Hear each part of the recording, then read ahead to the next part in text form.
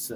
Nous entrons pleinement désormais dans la Semaine Sainte avec la fête des Rameaux et de la Passion de notre Seigneur, que vous avez certainement vécu avec nous ce dimanche par YouTube. Vous étiez d'ailleurs nombreux, merci pour cela. La communion était forte entre nous tous. À partir de là, nous remontons un peu dans le temps désormais, avant la Passion du Seigneur.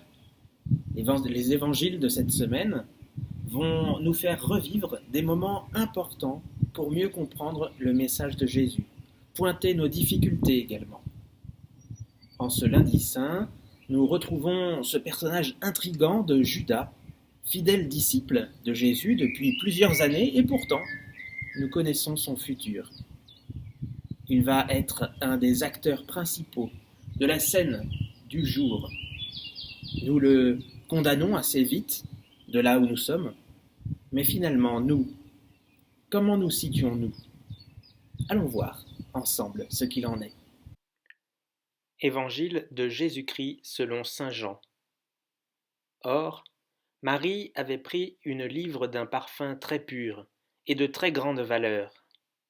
Elle répandit le parfum sur les pieds de Jésus, qu'elle essuya avec ses cheveux. La maison fut remplie de l'odeur du parfum. Judas Iscariote, l'un des disciples, celui qui allait le livrer, dit alors: Pourquoi n'a-t-on pas vendu ce parfum pour 300 pièces d'argent, que l'on aurait donné à des pauvres? Il parla ainsi, non par souci des pauvres, mais parce que c'était un voleur. Comme il tenait la bourse commune, il prenait ce que l'on y mettait. Mais qu'est-ce qu'elle vient de faire, cette Marie? Judas n'en revient pas. Verser du parfum de grand prix sur les pieds de quelqu'un, il était prêt plutôt à le vendre à 300 pièces d'argent. Vous remarquerez d'ailleurs que c'est 10 fois la valeur qu'il acceptera lui-même pour vendre Jésus. Judas a définitivement un problème avec la valeur des choses.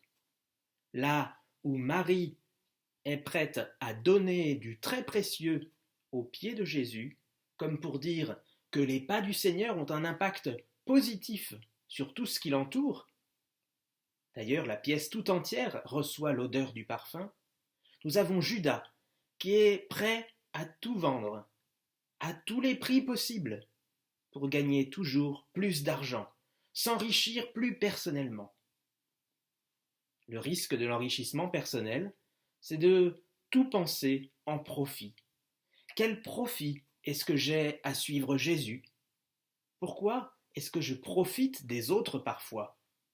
Suis-je désintéressé dans mes actions, comme Marie, prête à répandre un parfum coûteux? Portons tout cela dans la prière.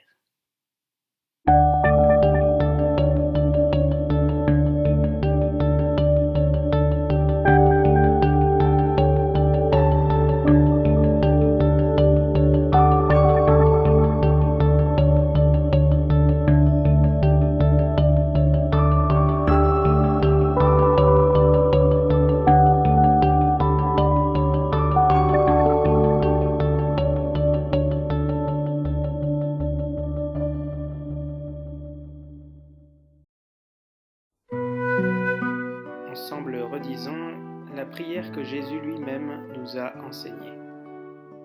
Notre Père, qui es aux cieux, que ton nom soit sanctifié, que ton règne vienne, que ta volonté soit faite sur la terre comme au ciel. Donne-nous aujourd'hui notre pain de ce jour. Pardonne-nous nos offenses comme nous pardonnons aussi à ceux qui nous ont offensés. Et ne nous laisse pas entrer en tentation, mais délivre-nous du mal.